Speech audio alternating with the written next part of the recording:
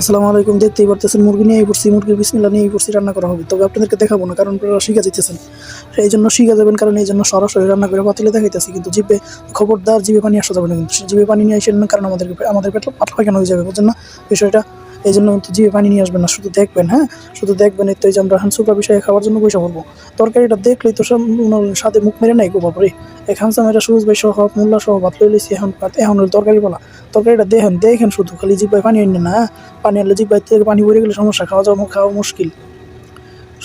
খুবই মুশকিল হবে খাওয়া দাওয়া। এই জন্য আপনারা জিভে পানি আনেন না। দেখেন তরকারি গেলে দেখবেন, তরকারি কালারটা দেখি তো শান্তি, কালার দেখি তো 2 প্লেট ভাত খেয়াল মন চায়। হয়তো এই খাওয়া দেখে মোল্লা কয় আমার একটু দিলাম, তোর মোল্লার একটু দিলাম। সময় একটু হয় না, আর একটু দিলাম। সুরজ ভাইয়ের লাগে, সুরজ ভাইয়ের একটু বেশি খায়, তো এই জন্য একটু বেশি বেশি দিয়ে দিতেছে সুরজ ভাই। এরপরে শুরু হবো খাওয়া দাওয়ার পর্ব থেকে। আবার জিভে পানি আনা যাবে না কিন্তু ভাই, খবরদার। কারণ আমাদের এই খাওয়া দিকে জিভে পানি আসলে আবার আমাদের পেট খারাপ করতে পারে।